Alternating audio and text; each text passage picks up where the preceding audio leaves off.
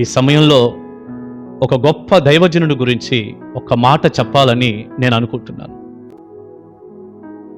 మన క్రైస్తవ ప్రపంచానికి ఒక ఆణిముత్యం లాంటి దైవజనుణ్ణి మనం కోల్పోయాం. ప్రవీణ్ పగడాల గారు క్రైస్తవ లోకానికి ఇక పరిచయం చేయాల్సిన అవసరత లేనటువంటి ఒక గొప్ప దైవజనుడు, ఎంతో విషయ సేకరణ కలిగినటువంటి వ్యక్తి, దేవుని కొరకు రోషంగా నిలబడిన ఒక క్రీస్తు సైనికుడు, ఒక యోధుడు, ఒక విశ్వాస వీరుడు, అలుపెరగనటువంటి ఒక క్రీస్తు సేవకుడు, గొప్ప దైవజనుడు,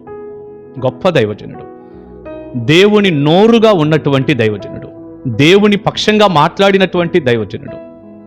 అలాంటి ఒక అరుదైన ముత్యం, కారణం ఏదైనా కావచ్చు, కానీ ఆ దైవజనుడు ఈరోజు మన మధ్య లేరు అంటే నిజంగా అది అసలు నమ్మశక్యం కావటం లేదు. ఇది కల ఉంటే ఎంత బాగుండేది అనిపిస్తుంది.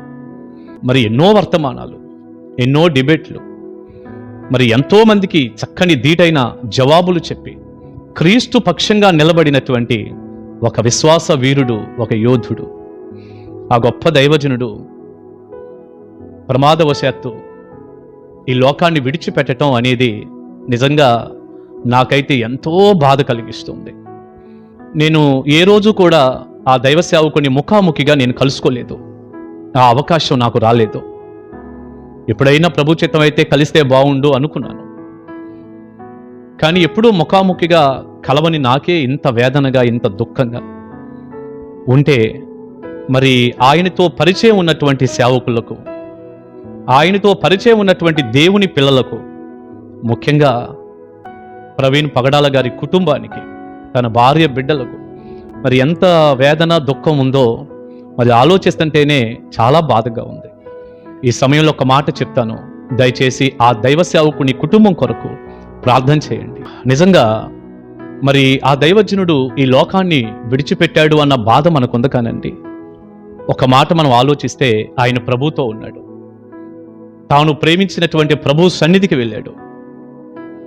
అక్కడ ఒక గొప్ప బహుమతి ఆ దైవజనుడు పొందటానికి వెళ్ళాడు.